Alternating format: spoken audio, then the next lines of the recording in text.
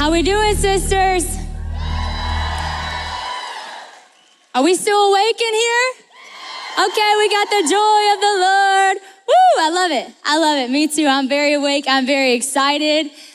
Y'all, to be honest, at this point, I'm like, woo, God, you have done so much.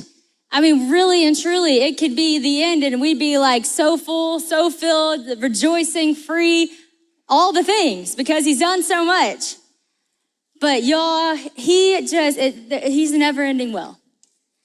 He goes from glory to glory and glory. He's the Alpha and the Omega. He's the beginning and end.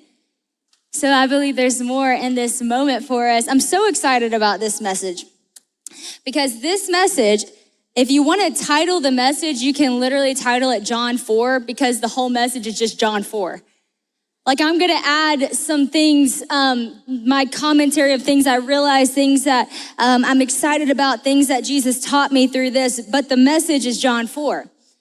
We're going to dive into it and devour it because this message is so beautiful. It is God's heart on display. It is just amazing.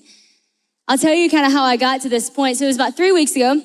I was sitting in my office and, LO Sister Conference is something we work on all year long. We get so excited about, we dream about it, every little detail that goes into it. We get so excited over, we geek over it. We just love it so much.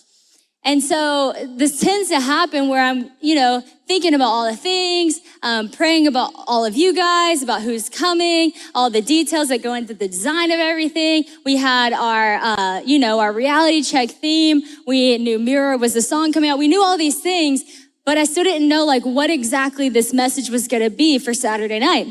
So 3 weeks ago, I'm like, okay, God, now would be the time. I would love to know what I'm talking about. We've have all of these things going, but man, this part is so important. So God, what do you want me to talk about? And I'll explain this a little bit more later, why I think he dropped this in my spirit, but I just so clearly heard the woman at the well. I'm gonna be honest with you, whenever I felt the tug towards the woman at the well, I was kind of like, really? Because I've never really studied the woman at the well up until 3 weeks ago. I mean, I'd heard so many sermons about her, the Samaritan woman. I have, of course, heard about her. I've heard the story, but I've never just dove in for myself and realized just the beauty that this story is. And I have to tell you, over the past 3 weeks, it was like a TV show I could not stop binging.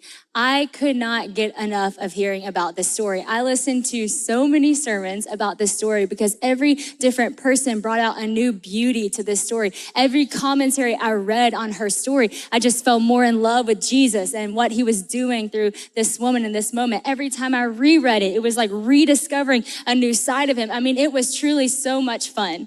And so I know we get into binging TV shows, but I am not kidding. I know this is going to sound cheesy, but I'm so serious.